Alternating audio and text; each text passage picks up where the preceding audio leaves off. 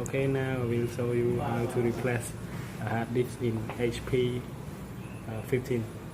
Okay, the first one you can remove the battery. Okay, CD-ROM.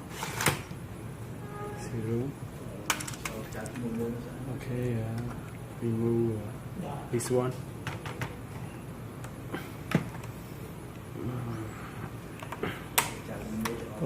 What is this one?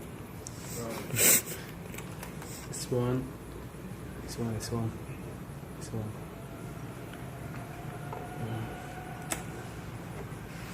This one.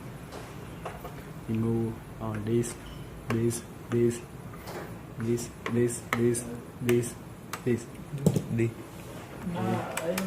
This one.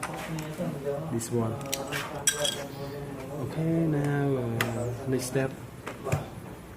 Okay, remove the keyboard. Okay, yes, keyboard. Okay, replace this. This one. Okay, next step. Okay.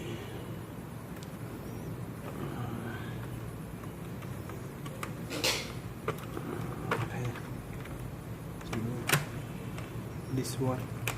Yeah? This one. Yes. And this. Replace this. Thank you.